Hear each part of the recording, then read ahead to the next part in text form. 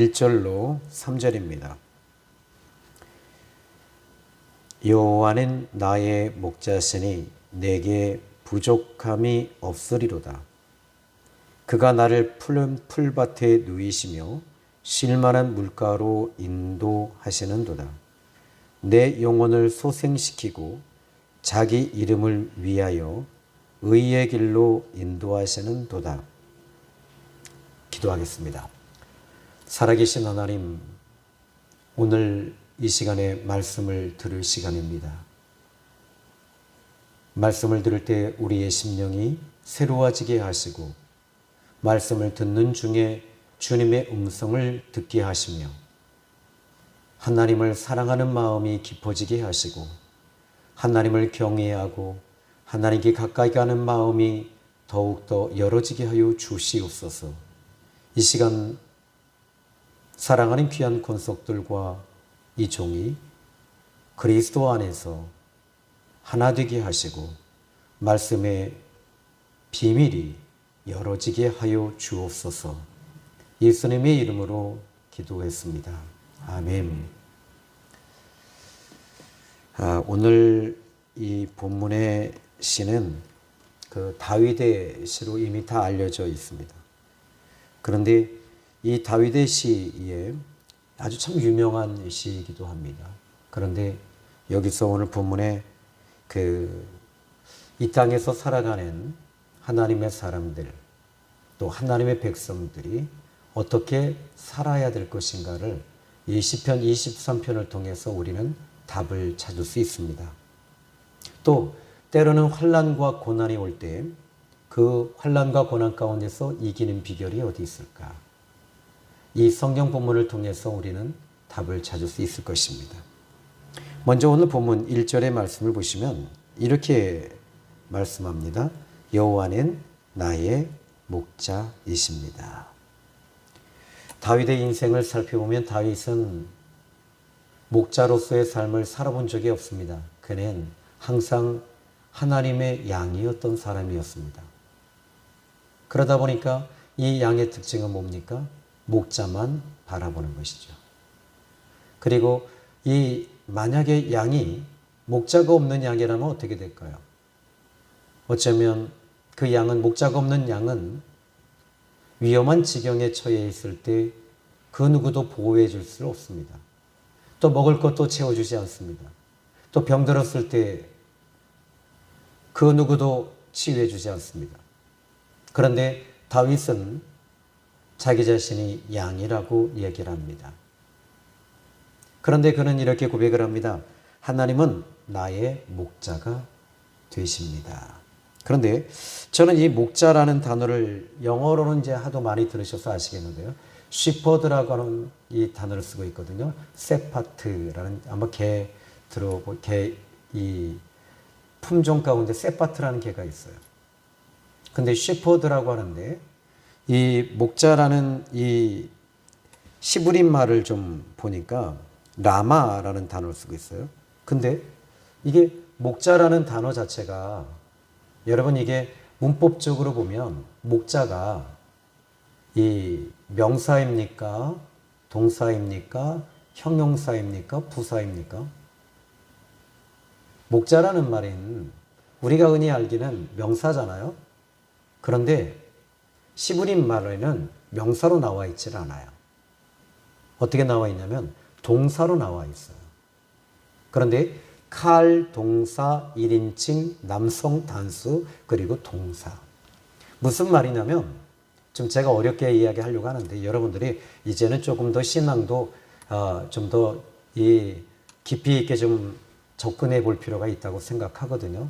그러면 왜 여호와는 나의 목자시다 라고 하는 말이 뭐냐면, 하나님, 여기 목자라는 단어가 지금 이 라마라는 단어인데 이 해석을 보니까 돌본다라는 뜻입니다. 하나님은 지금도 나를 돌보고 계시는 분이시다라는 거예요.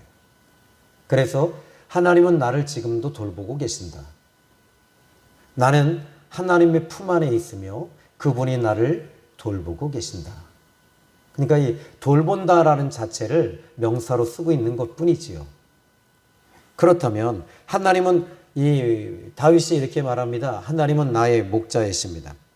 그렇습니다. 그는 양으로만 살았던 사람입니다. 그리고 뿐만 아니라 왕으로 즉위 됐을 때도 역시 그는 여전히 양이었습니다. 그러니까 어떻게 돼요? 왕이라면 여러분 책임져야 될 게 있거든요. 이 군권력, 공권력, 그리고 군사, 그리고 이제 치안, 또 뿐만 아니라 외교, 정치, 또 전쟁. 다윗은 수없이 많은 문제들을 그 가슴에 많은 보고를 받았을 겁니다.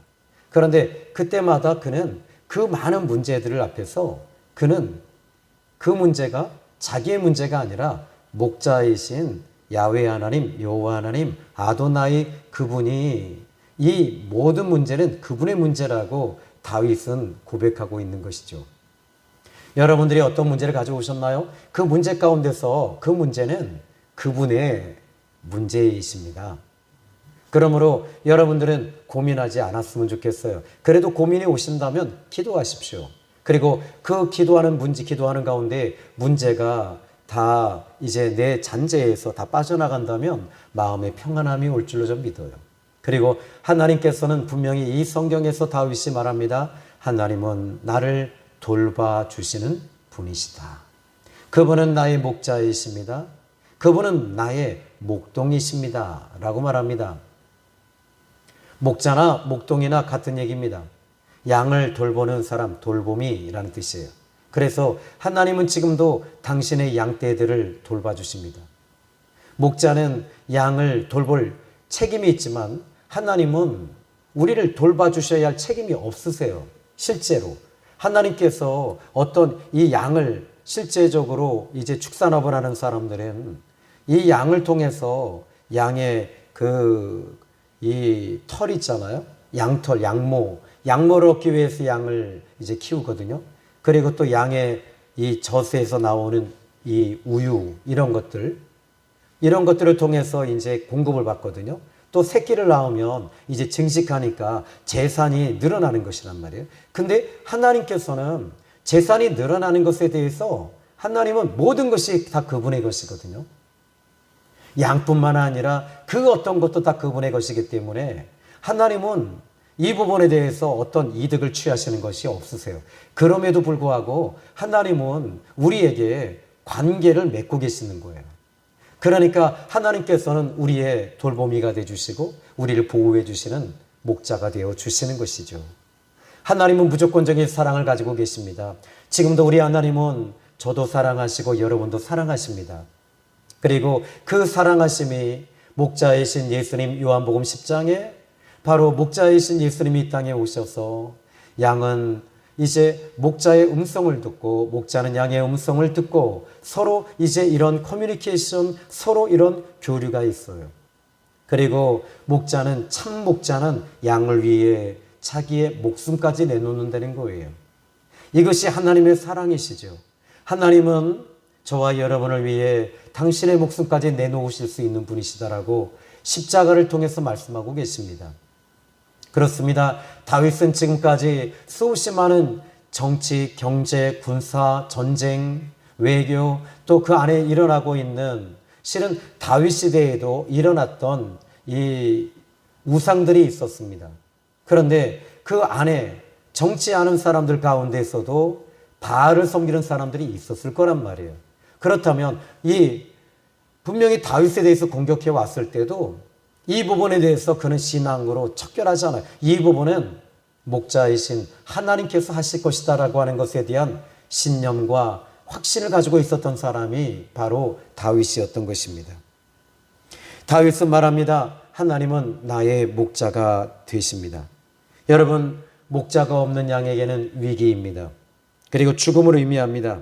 그래서 양에게 목자는 반드시 있어야 되는데 양은 목자를 통해서 안전함과 평안함이 보장이 되고 꼴과 푸른 초장도 역시 보장을 받습니다. 그런데 양에게 정말 필요한 것이 뭘까요?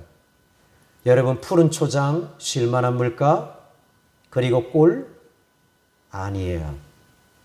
우리는 지금까지 여러분이 살아가는 데 있어서 필요한 물질, 필요한 장막, 필요한 사업, 필요한 일들, 이런 것들에 대해서 여러분들은 풍성한 축복을 받기를 원하지만, 진짜 여기서 다윗이 말하고 있는 의미가 뭐냐면, 여호와는 나의 목자이십니다.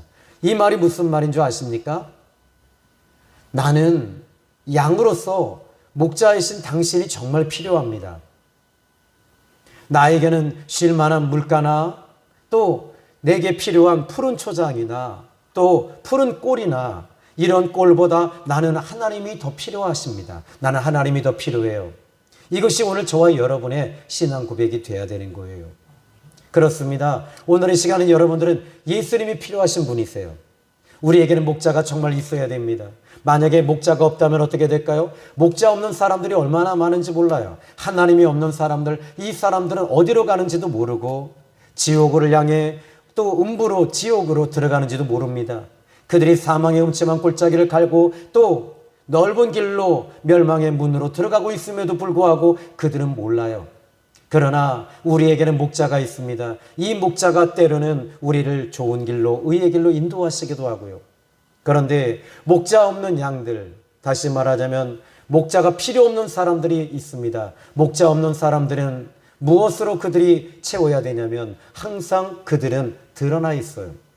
그리고 그들은 항상 외로워요.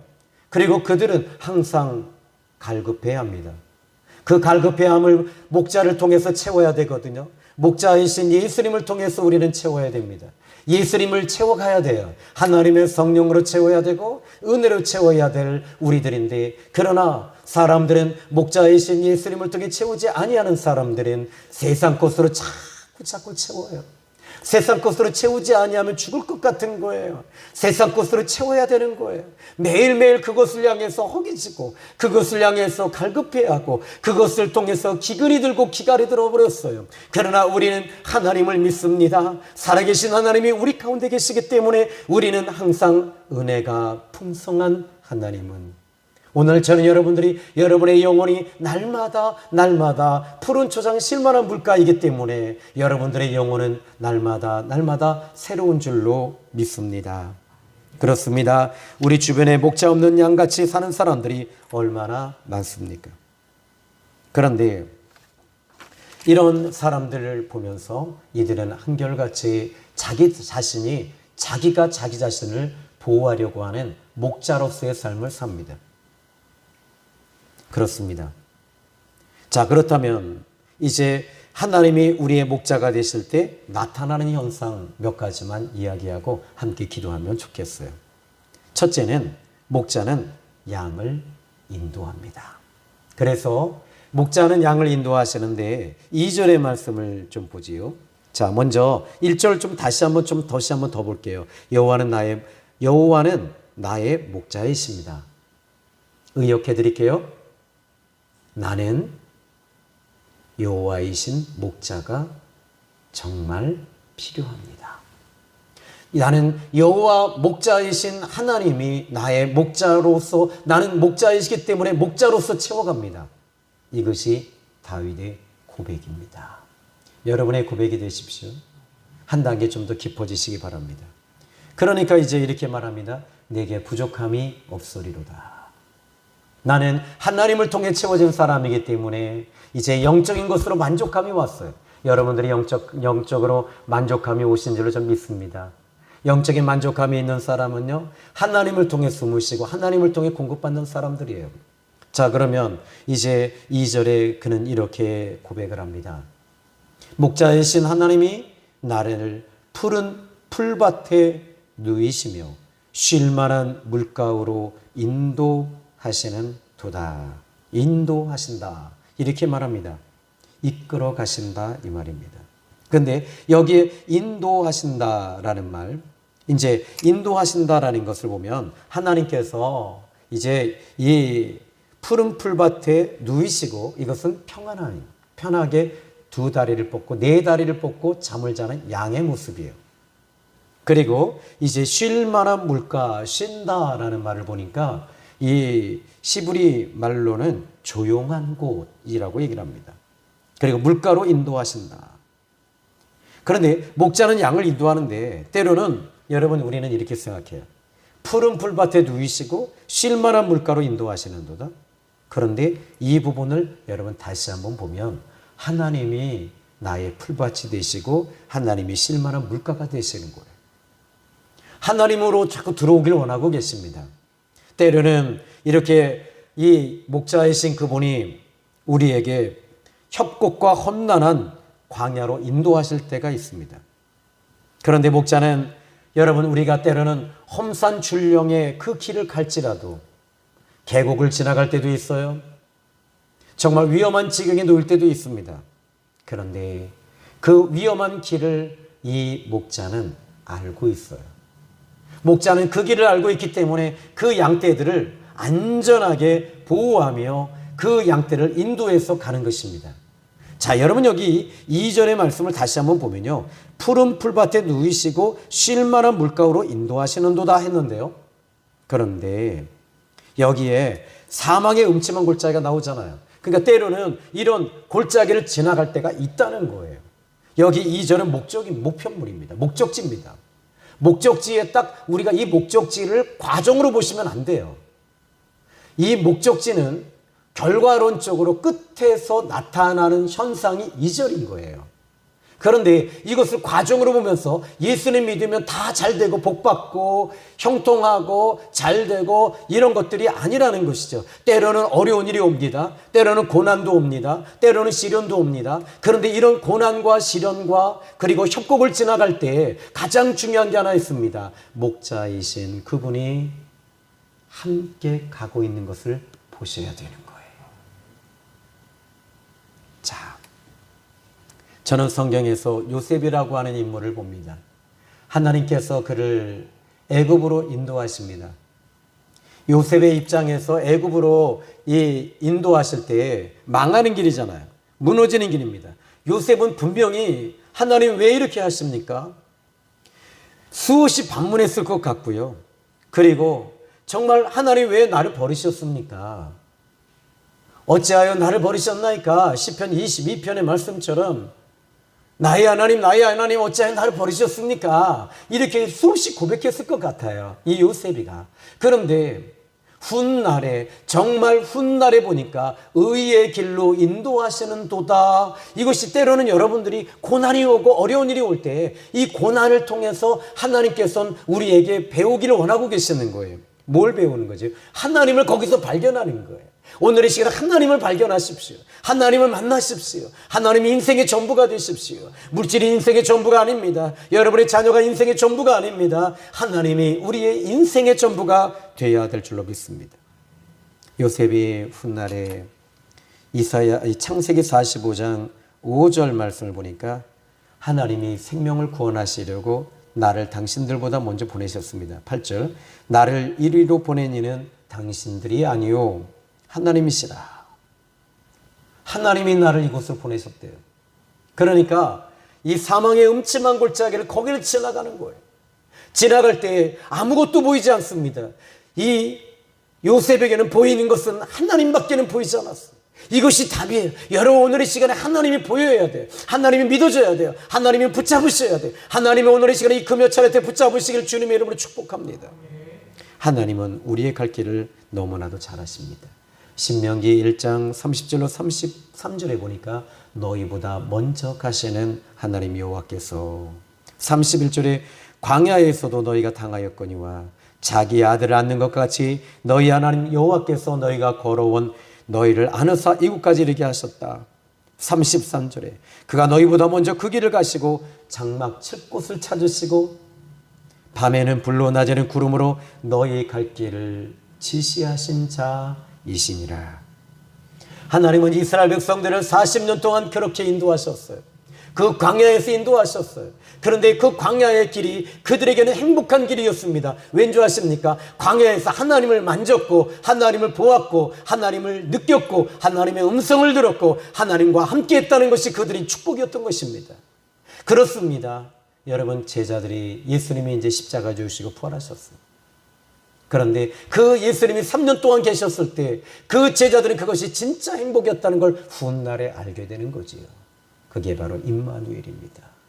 여러분, 이 시간에 여러분이 고난을 당하시는 분이 계십니까? 질병을 앓고 있는 분이 계십니까? 물질로 고통을 당하시는 분이 계십니까? 여러분, 하나님이 함께 계신다는 사실을 믿으시기 바랍니다. 그러면 이제 두 번째로 한번 볼까요? 하나님은 나의 목자가 되실 때 부족함이 없게 하십니다. 그래서 이 목자는 양이 필요한 것들에 대해서 채워주시는데, 우리는 아까 전자 얘기했듯이 하나님을 통해 자꾸 채워가세요. 선교사님 한 분이 오살리 기도원에서 20일 금식을 하면서 매달리셨어요. 그런데 이 선교사님이 20일 금식을 하고 기독을 해서 아예 그냥 기독을 해서 나오질 않고 거기서 그냥 계속 금식을 했어요. 그리고 21일째 되는 날, 이제 끝날이에요. 그런데 이 선교사님이 울부짖는 거예요. 하나님, 저는 지금까지 이 선교사로 사명을 감당했습니다. 그런데 파나이에 있는 교회가 이제 무너졌습니다. 이 교회를 다시 세우는데 하나님, 저에게 물질을 보내주십시오. 물질을 보내주십시오. 계속 울부짖는데, 그런데 사업에 실패한 헤어론 교회에 집사님이 계셨어요. 사업이 부도가 났어요. 그래서 이분도 21일 동안 금식을 하면서 이제 그 사업을 정리하는 거예요. 다 정리하고 이제 자녀들도 뿔뿔이 흩어지고 갈기갈기 찢겨졌어요. 하나님, 저는 10에 하나도 드렸는데요. 또 선교비도 드렸는데요. 저는 하나님께 정말 잘했습니다. 그런데 21일째 되던 날 옆에 기도굴에서 울부짖는 소리가 들리는 거예요. 하나님, 내 눈을 파가시고 내 심장을 파셔서 파나이에 있는 영혼들을 위해서 하나님, 나는 이것을 드리겠습니다. 막 울고 있는 이 선교사님의 그 울부짖음의 소리를 들은 거예요. 그때 성령께서 감동을 주시는 거예요. 너에게 남은 것이 얼마나 있냐. 집사님은 모든 걸 다 청산하고 이제 다 빚쟁이가 됐는데, 자동차도 팔아서 이제 자동차 다 팔고 이제 남아있는 것이 다 500이 남아요. 500만. 그런데 선교사님이 21일째 금식을 하고 다 나오는데, 선교사님, 제가 가지고 있는 것은 500만 원밖에 없습니다. 근데 이 선교사님이 제가 하나님께 구한 금액이 500만 원이었습니다. 그리고 선교사님이 말하는 거예요. 집사님, 지금 무릎을 좀 꿇으시지요. 무릎을 꿇고 그 자리에서 500만 원을 이렇게 봉투에 넣어서 딱 드리는데, 선교사님이 울부짖으면서 기도하시는 거예요. 하나님, 이것은 내 심장입니다. 이것은 내 눈알입니다. 그리고 안수하여 기도해 줬어요. 하나님, 100배의 축복을 주십시오. 아니, 1000배의 축복을 주십시오. 100배, 1000배의 축복을 주십시오. 그리고 선교사님은 돌아가셨고요. 파나이에 있는 그 원주민들이 있는 그 지역에 가서 교회를 세웠는데, 그 교회 이름이 부독교회입니다. 부독교회가 세워진 거예요. 그런데 이 집사님에게는 어떤 일이 벌어졌을까요? 희한하게 하나님께서 까마귀를 통해서 계속 이 사업이 자잘한 사업들이 이루어지면서 이상하게 사람들이 당신이 필요하다. 당신이 그때 실패했던 그것에 대해서 그 물건 다시 한번 가져와라. 그런데 이것들이 연결이 돼서 정말 1000배의 축복을 받은 거예요. 지금도 그 집사님은 파나이에 그리고 여러 교회들을 세우는데 그 사업에 일조하고 있고요. 하나님은 하나님의 백성들을 축복하십니다. 하나님은 여러분들을 축복하십니다. 하나님은 여러분들을 축복하시는 이유가 뭔지 아십니까? 하나님은 우리의 목자이시기 때문입니다. 그 목자가 어떤 목자이십니까? 바로 당신의 목숨까지 내놓는 목자이십니다. 먼저 그 양보다 먼저 앞서가시면서 온몸에 피투성이가 되시면서 온몸에 피투성이가 돼서 다 찢겨서 그 길을 먼저 가보셨던 그분이 피를 흘리시면서 가셨던 그 길을 우리는 따라가는 겁니다. 그분이 보호해 주십니다. 채워주십니다. 먹여주십니다. 입혀주십니다. 도와주십니다. 이제 세 번째.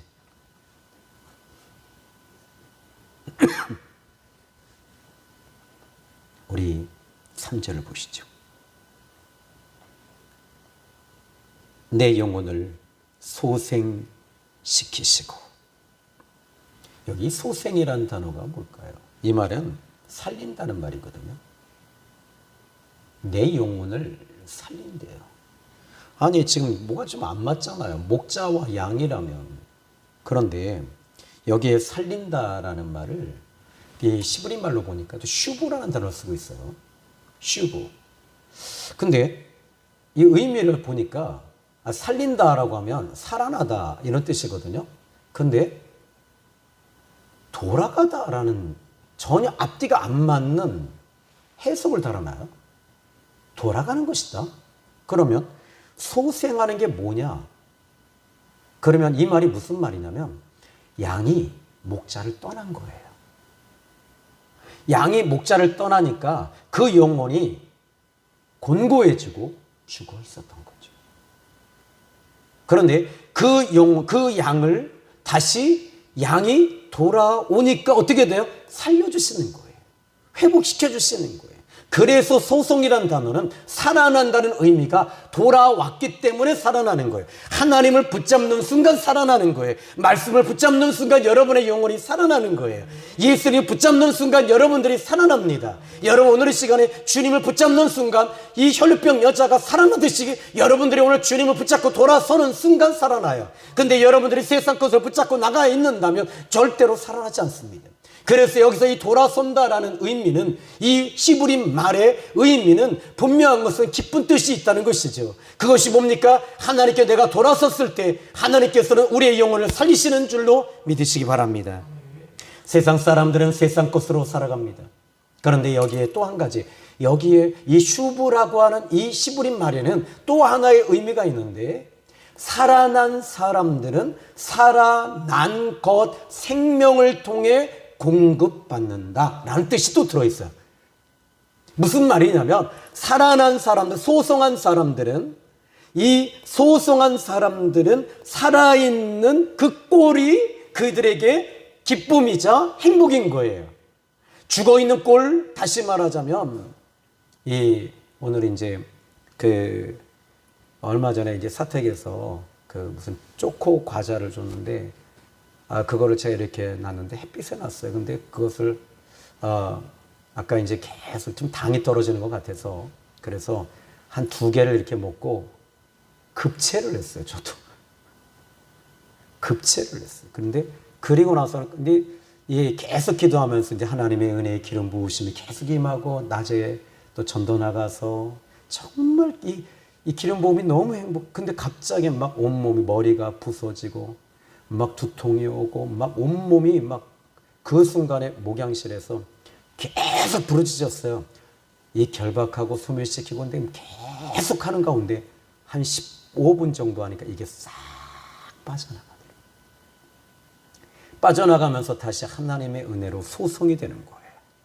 우리는요, 여러분, 우리는 하나님의 은혜로 소송되는 사람들이 되셔야 되고 하나님의 것으로 공급받는 저와 여러분이 되셔야 됩니다. 오늘 이 금요철 시간에 여러분이 말씀을 통해 공급받습니다. 우리는 디모데전서 4장 5절의 말씀, 오늘 아침에 함께 말씀의 강해를 들으셨죠? 그래서 디모데전서 4장 5절의 말씀이 뭡니까? 하나님의 말씀과 기도로 거룩하여 지민이라. 말씀을 통해 거룩해진다는 말이 뭐예요? 말씀을 통해 공급받으니까 그 말씀의 영이, 거룩하신 말씀이 나를 거룩한 쪽으로 끌고 들어가고 거룩으로 공급해 주시고 힘이 자꾸 들어와요. 그리고 기도하니까 하나님께 이제 기도하고 교제를 나누니까 거룩하신 하나님의 영이 흘러 들어오니까 어떻게 돼요? 이 거룩성이 내 안에서 움직이니까 영이 소성되어지며 하나님께 반응하고 하나님이 좋고 하나님이 기쁘고 하나님이 행복한 거예요. 그래서 이 성경에 보니까 행복이라는 단어는 없다고 그랬어요. 그러면 굳이 행복이란 단어를 성경 전체에 보니까 없는데 있다면 좋다라는 단어가 행복이라는 뜻이에요. 그걸 뭐라고 하냐면 이 좋다라는 단어는 이 창세기 1장에 보니까 하나님 보시기에 좋았더라. 그게 뭐냐면 히브리 말로 토브란 뜻이에요.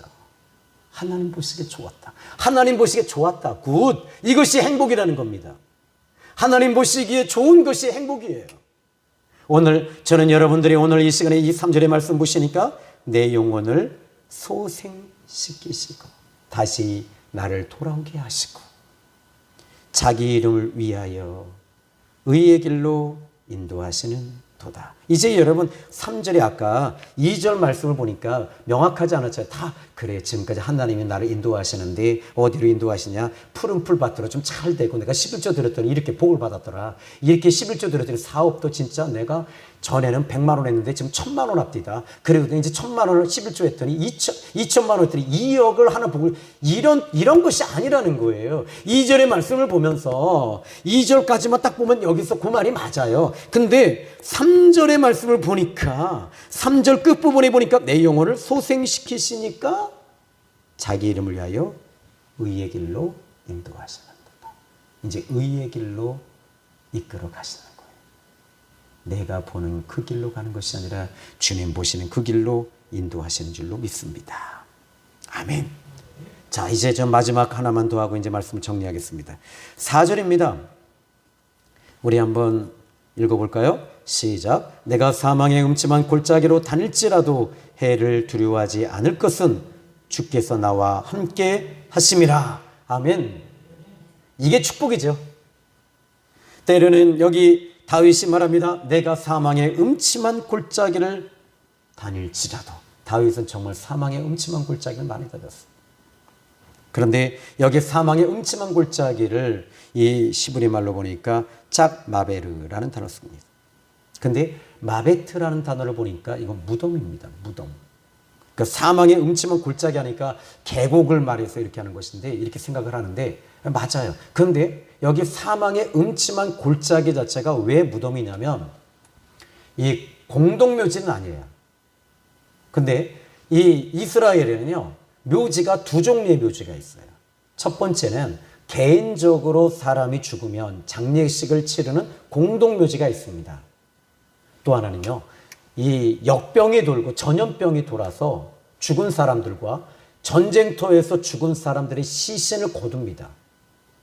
그들은 그들의 시신을 정확하게 내 가족인지 모르는 사람들, 전염병이 왔을 때는 이제 이 인근 예루살렘에서 멀리 떨어져 있는 이 골짜기가 있어요.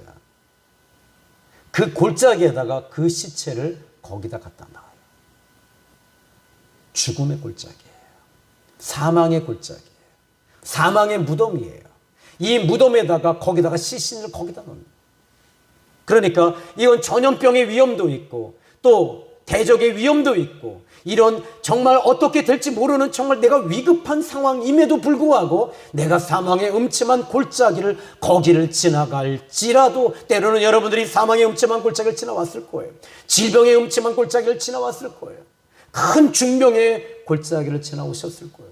또 사업으로 인해서 또 불이 나서 또는 기계가 이상하게 되고 사람이 부도를 내고 이런 일들이 계속 벌어질 때 이런 사망의 음침한 골짜기를 다닐지라도 여러분 중요한 것이 하나 있습니다. 여기에 이렇게 말합니다. 주께서 나와 함께 하심이라. 아멘. 여기에 여러분 답을 찾으셔야 될 줄 믿습니다. 하나님이 나와 함께 하신다. 여러분, 근데 여기에 이 4절에 사망의 음침한 골짜기를 걸어갈 때 해를 두려워하지 않을 것은 하면서 주께서 나와 함께 걸어간다, 이런 뜻이 아니라 나와 함께 하신다라는 말이 뭐냐면 나를 안고 가신다라는 뜻이래요. 그러니까 어떻게 돼요? 그분이 나를 이렇게 안고 가시는 거예요.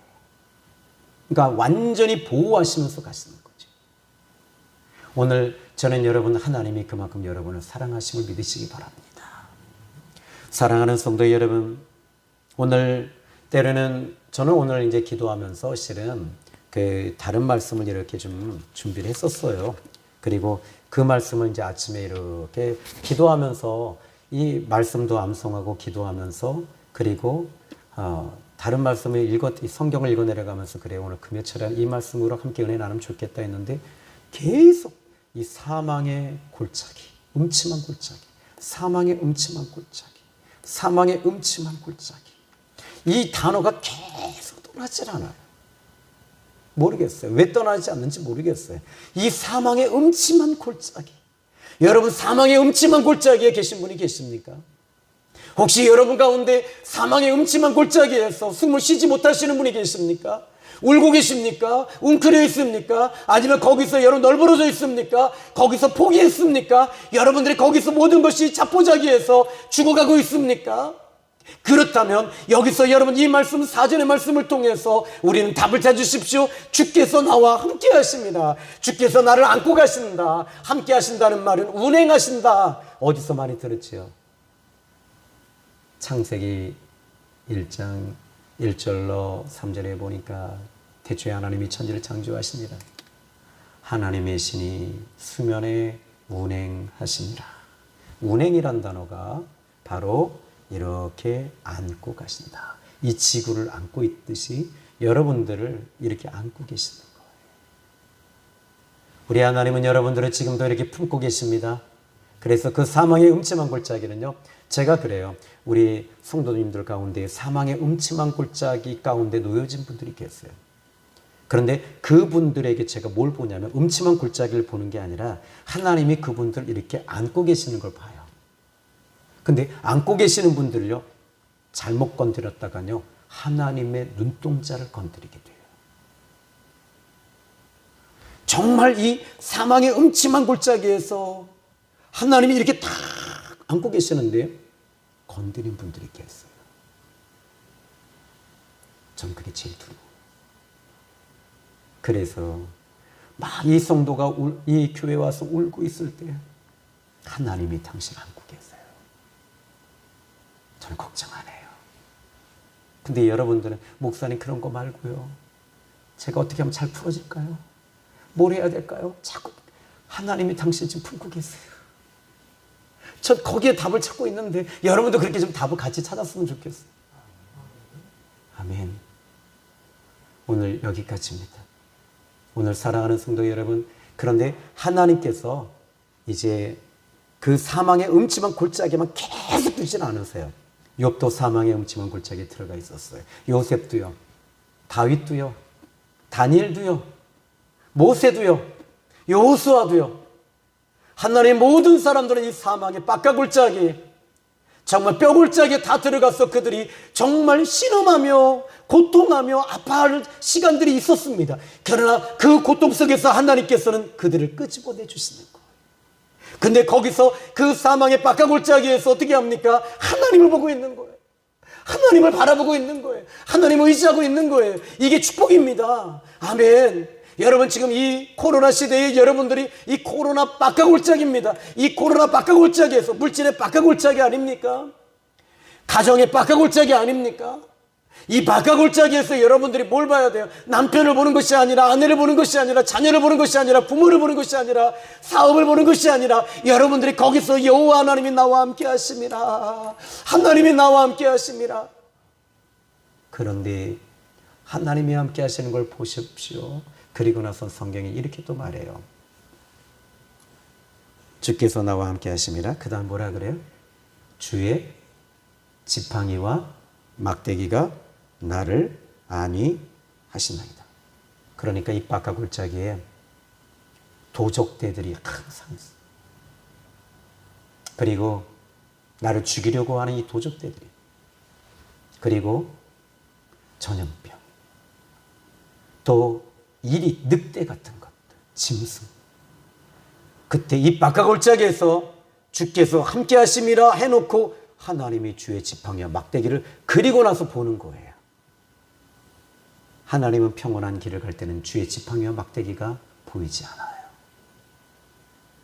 바로 이제 여러분이 빡가골짜기에 들어갔을 때, 사망의 음침한 골짜기를 지나갈 때, 비로소 그때 이 음침한 골짜기 어디입니까?